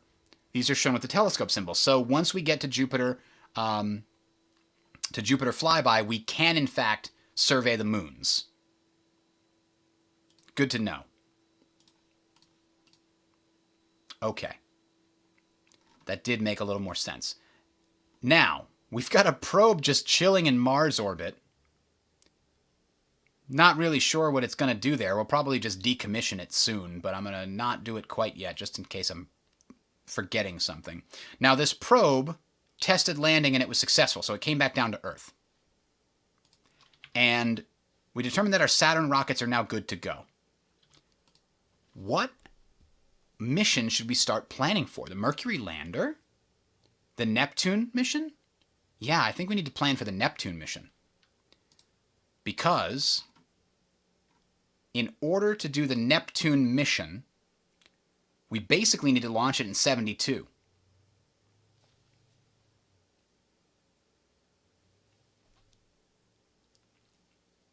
Because the way that this works is, you can't hang around in the Jupiter flyby box unless you break and go into Jupiter orbit. But getting back into the flyby box from Jupiter orbit is a 10 maneuver. Jupiter's gravity well is so huge, if you're not flying by it, getting away from it is very difficult. So that's why that magic year gets you from Earth to Neptune just in time for the end of the game.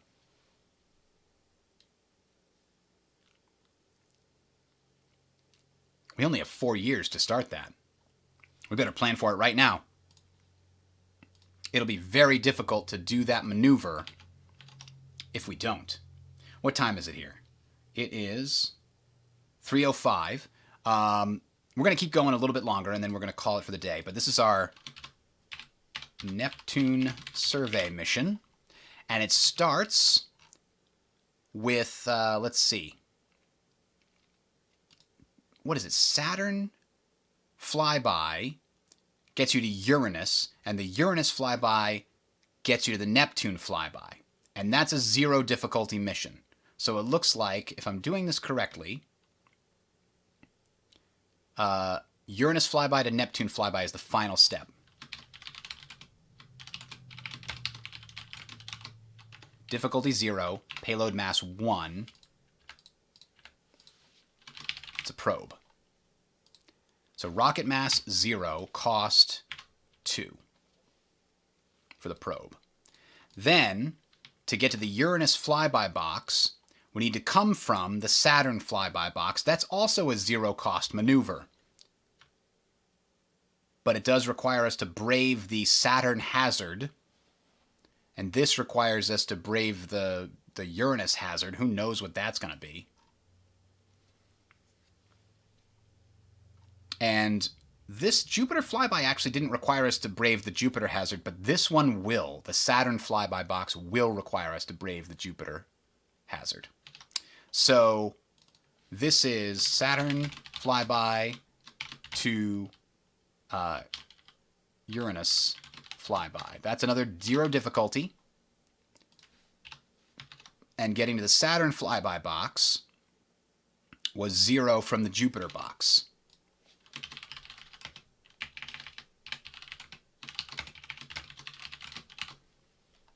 So this actually looks very similar to our mission to Saturn.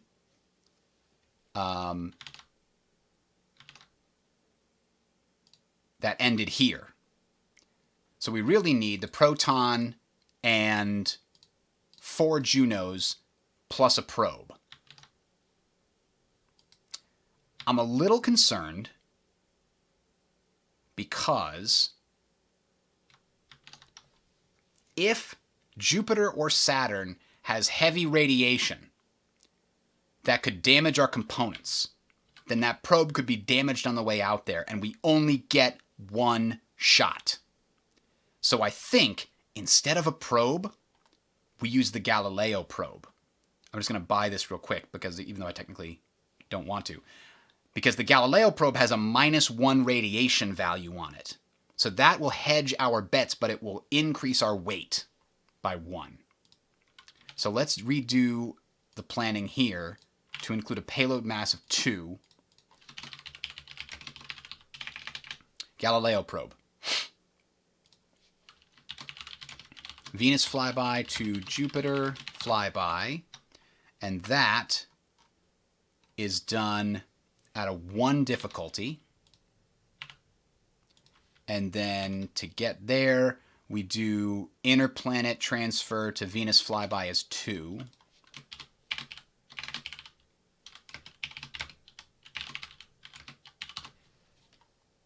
And to get there from Earth is 3 to get to the inner. So, 1 difficulty, payload of 2. I think a Juno can do that, right?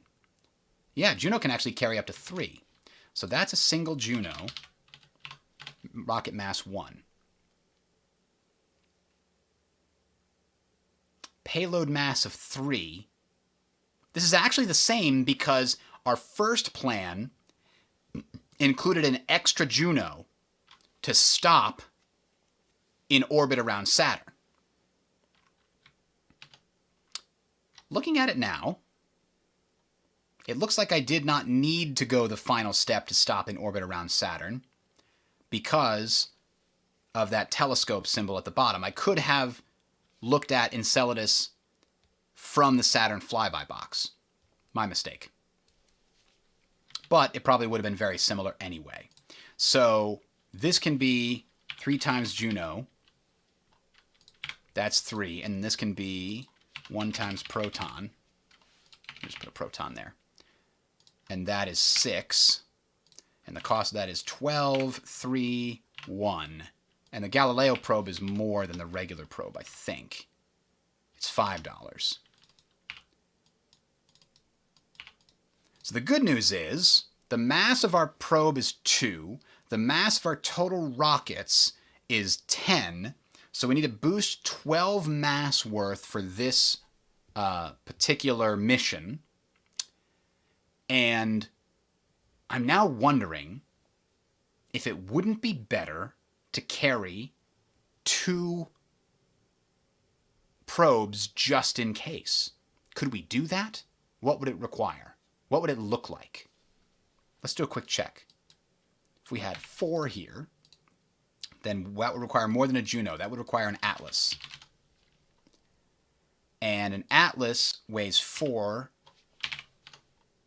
So then we have an 8 payload at difficulty 2. That's another Atlas. Okay, an Atlas can do that. But you know, I think 2 Junos is actually better here.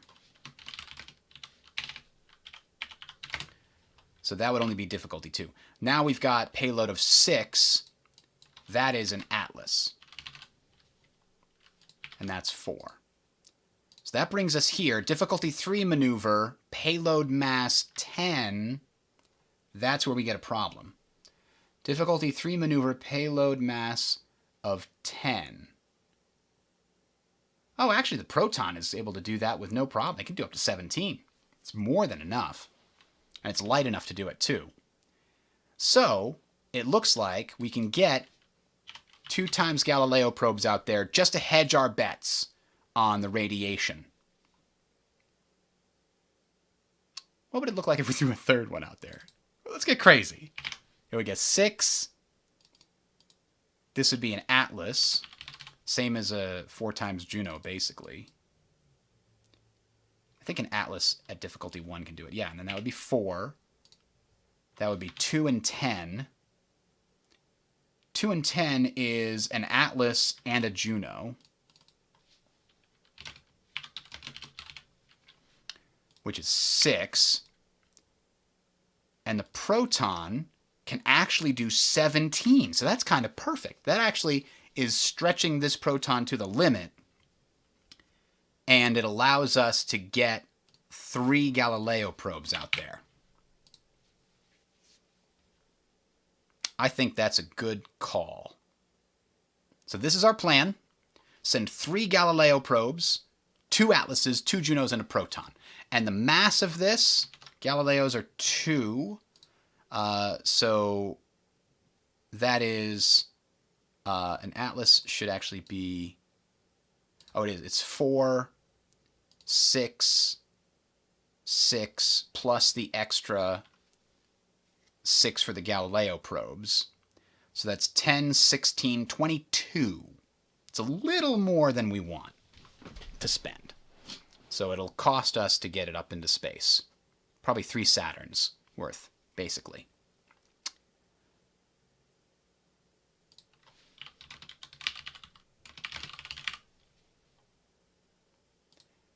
And this is actually, Atlases are 5, 6, 7. And then the Atlas here is another 5. So our total cost is 5, 10, 17, 29, plus 45. That is a lot of money. I don't know that I can do that.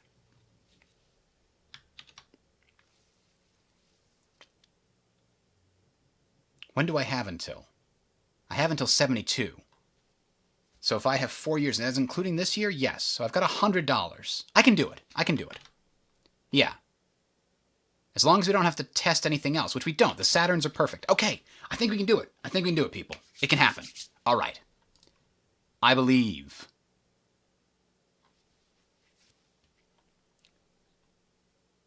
We have a regular probe, which we don't care about. Let's start by purchasing the things we need. 3 Galileo probes. 1, 2, 3, check. Or maybe let's just get 2, and then we'll also buy a Saturn, which we're going to need eventually. That turns over. 1969, our probe arrives at Jupiter, and we'll get more information about radiation now. From here, we can survey Ganymede. Ooh, valuable sample. Oh, you know what? Hang on. Back up. We're only going to survey what we absolutely have to survey. We don't need to survey Ganymede. We're not going to survey Ganymede. We do need to survey Callisto. And we're going to need to survey Jupiter because we're going to need to brave the hazard. Anytime you brave a hazard, you have to survey it. It's revealed automatically. So Callisto, we have to survey. And there's nothing special about Callisto, which is great news. It means that we are not adding any new missions to Callisto. Excellent.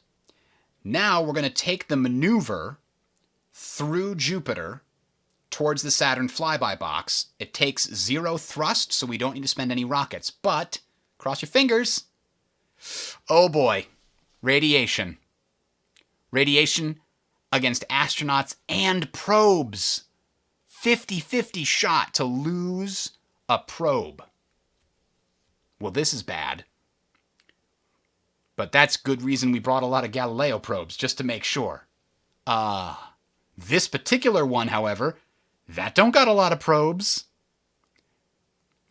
Okay, so the one probe here, we have to roll a 5 or better, otherwise the whole mission is scrapped.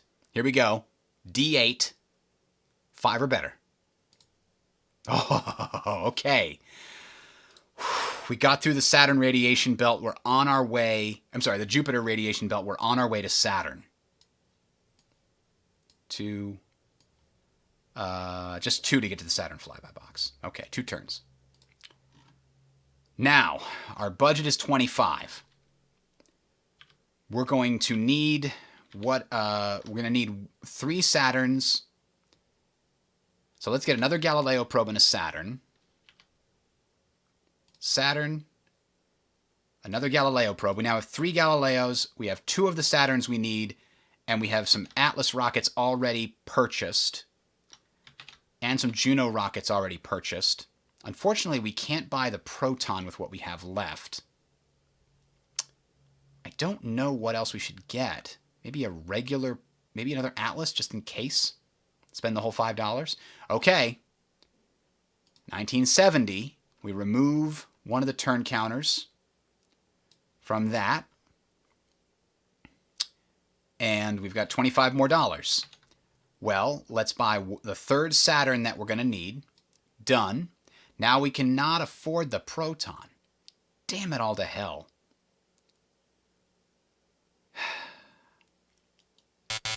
Oops. Bam, bam. Insufficient funds. Could we test anything right now? Yeah, we could test landing with this guy on Mars. We're not doing anything else with him, so we might as well, right? Let's do it. We might not need to land ever, but if he's basically just sitting there in Mars orbit, we're just going to test landing, because Mars has a 0-cost maneuver. You basically use your little tiny maneuvering thrusters on the probe to adjust your orbit so that you start kissing the atmosphere and pulling yourself in. Now, it does have a re-entry hazard. That's what the cloud is.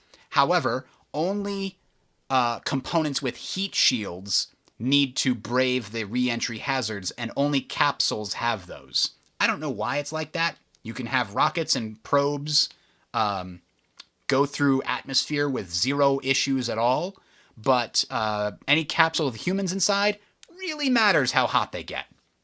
So that's what we're going to do right now. We're going to test our landing, because we have $10 left, so if we even get a success, we can get rid of it. We'll pay to remove it since we have nothing else to do with this $10, really. Okay, and this is now successfully landed on Mars. Yay. Let's collect a sample? No, there's nothing. There's no missions to do with that. So he's just coming back. We're just going to say, okay, his mission is over. He's on Mars. Good job. You know what? Until we need this, let's leave him on Mars. Let's leave him there so we can see what has happened, what we have wrought. Okay. So we're out of money. We're going to 1971. That removes this time, and we are now in Saturn flyby box. Oops, I went too far. They're actually over here in the Saturn flyby box. Now, getting here did not require any other hazards other than braving the Jupiter hazard. Now that we're here, we can complete the Enceladus and Saturn missions. We also completed the Reveal Callisto location. And so we will reveal Enceladus. Ooh, aquatic life in massive ocean under thin ice. So Enceladus has aquatic life. There is a 40-point mission to bring back a sample of life from anywhere else in the solar system. If you complete that mission, it basically means you're going to win the game in most games. And it makes sense. If you find life, it should result in everyone scrambling to get there and bring back a sample, right? It's a very cool little sub-mechanic. But what this has done is we've got a new Enceladus mission, the Enceladus lander. And we also, by the way, when we revealed Jupiter, we also got working probe/capsule in Jupiter orbit. That one actually seems pretty possible.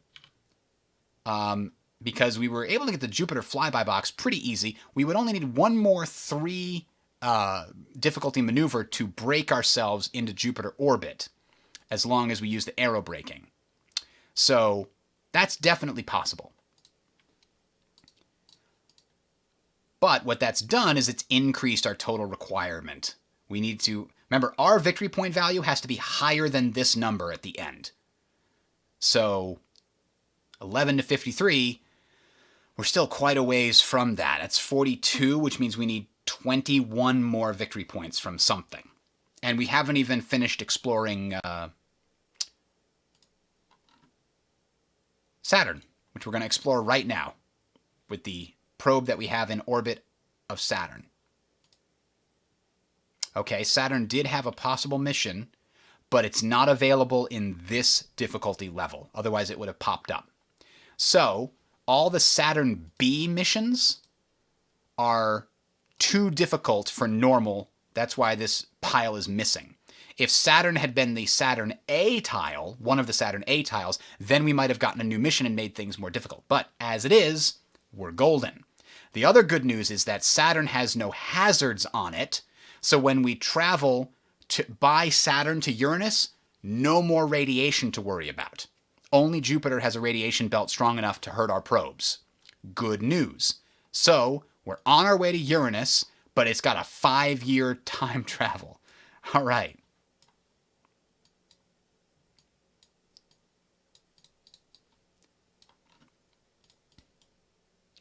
There we are. So we're 5 years later. We're going to land in the Uranus flyby box. Oh, wait a minute. Wait a minute. That's right. We don't need this other mission we're preparing for.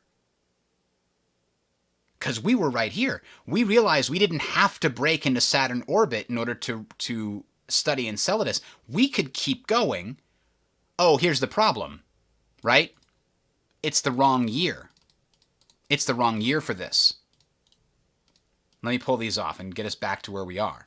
If we want to take the Uranus flyby box, that's great. It's 1971. We can't. We could only take it next year, or 1977, or 1982. Those are our only options. So we might as well do what we were planning to do and aero brake into Saturn orbit, because this tests our aero braking. That costs us the Juno rocket that we... Why did we have 2 Juno rockets? We had a plan for that.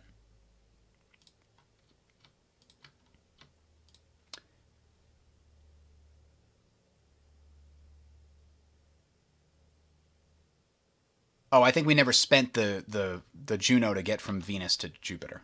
That was probably the situation. So now we're spending the last Juno rocket to basically stop in Saturn orbit, and then we can't do anything. They're trapped here.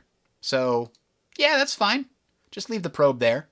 Again, as a monument to our accomplishments in this game so far.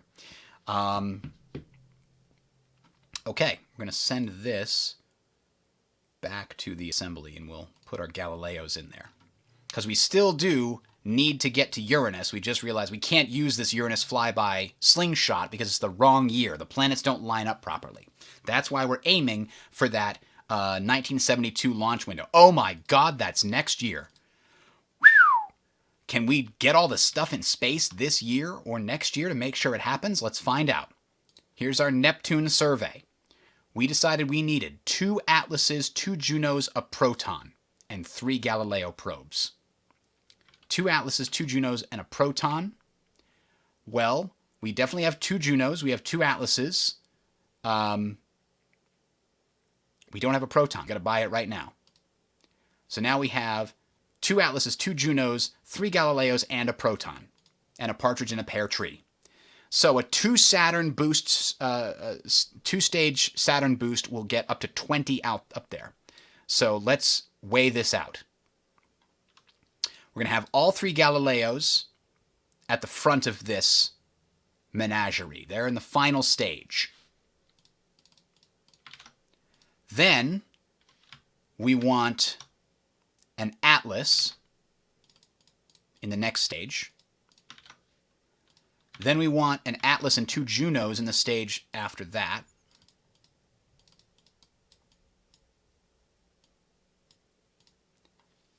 I should probably actually make this a little bit smaller. I'm going to take a note on that too.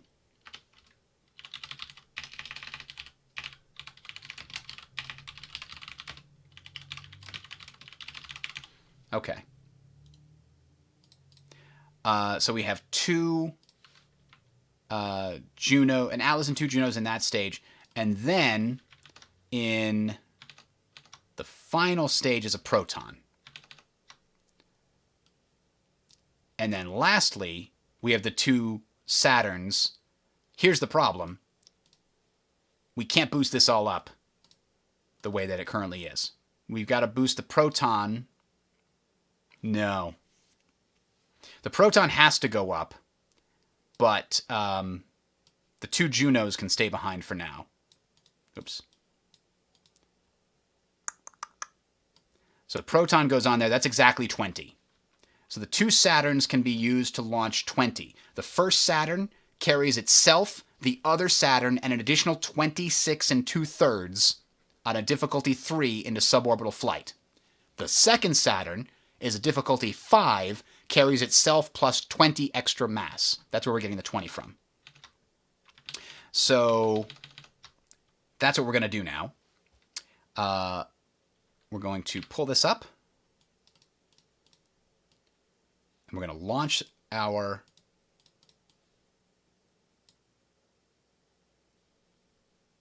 satellite. We know we have perfect Saturns right now. So we can just spend them knowing that they're going to succeed. Right? Yes, Saturn rockets are perfect. We're pretty certain about our Protons. We're hopefully certain about our Atlases. Cross your fingers. We're going to test them a little more before we commit to this. And now we have 1 Saturn left, and we need to get 2 Junos up there. So that's what we're going to do. We're going to boost 2 more Junos to go along with that stack with the final Saturn. Is there anything else we need to get up there? Maybe some probes just in case? I mean, we can carry 5 up there with a single boost from a single Saturn.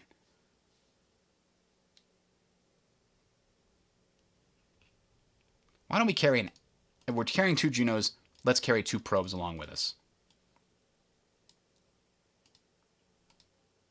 No, you know what I just realized? We're not 100% certain about our rendezvous. So we're not just carrying 2 Junos, we're carrying 4 Junos. So that when they rendezvous, if something breaks, we have, extra capacity. So now that they're all there in Earth orbit, we spent this Saturn. And let's organize this properly now. The Atlas, well, here's our rendezvous attempt. We're trying to get these 2 together. So we test rendezvous. Major failure, damage a component. So we're removing that, and we're damaging one of the Juno rockets. That's why we brought so many extras. Okay, well, we're going to try rendezvousing again. This time, it's going to work. Minor failure. Damage chosen component. Pay to remove that one. Okay, it's a good thing we brought exactly 2, because now we're going to try one more time, and it's a success. Okay, so our rendezvous is a success, and we're actually going to rendezvous we're going to rendezvous everything together, then we're going to separate the damaged components out. Because now that we have perfect rendezvous, we can separate without rolling, and it's a perfect. Okay, so Juno, then a stage separator, and a Proton. This stack should take the grand tour. Meanwhile, these rockets are going to take the zero-cost maneuver to come back down to Earth. And they're going to attempt landing on the way. each one is going to be fired down individually. So here's landing. Oh, okay. Landing failure. Damage chosen component. So one of those is destroyed. So return it to deck. The other one's just going to chill in space. That's what it's going to do. The rest of this is up here. And yeah, 1971 is over. We're pretty certain we have everything we need. Let's check the math one more time. So, 3 Galileos is a payload mass of 6. It's taking a bunch of 0 difficulty maneuvers until you get all the way back here. It must make a 1 difficulty maneuver from Venus to angle themselves out towards Jupiter. An Atlas at 1 difficulty can carry 23 mass, well more than enough. But now that Atlas plus the Galileos getting from inner planets to Venus flyby is going to require 10 at difficulty 2. At difficulty 2, an Atlas produces 9, can carry 9 mass, and the 2 Junos ensure, well, only 1 Juno technically. Did I have 2? I had 2. I guess I brought a backup for some reason. And then the 1 Proton will get us there because it's a 16 at 3, and protons can carry up to 17 at 3. Our math is good. We've double-checked it. We're ready to go into 1972. But let's spend this $3. What do we spend it on? Juno. A couple Junos. Why not? All right. 1972. This is the year we must launch our mission. I'm sorry. These are actually in Earth orbit. Missed that. Okay. So, our ship here is going to use the Proton to send us to the inner planet transfer. That's going to take 1 year.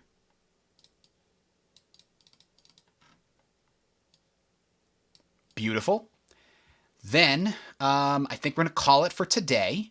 We're in 1972. We started in 1956, so we're more than halfway through the game.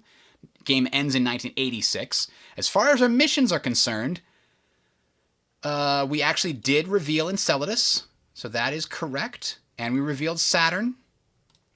And we're on our way to revealing Neptune. That will get us another 10 points. And that will put us at 30 VP of the... And the unclaimed will be at 34. So we'll almost have completed it. At that point, we need to complete the Jupiter orbiter in order to win the game. So I think we'll be able to do that. We're going to do that tomorrow, and then we're going to return to Unity of Command on Tuesday. So tomorrow morning at 10:30, we'll launch Apollo 2, finish this mission, and we'll see you then. Thanks for watching, everybody.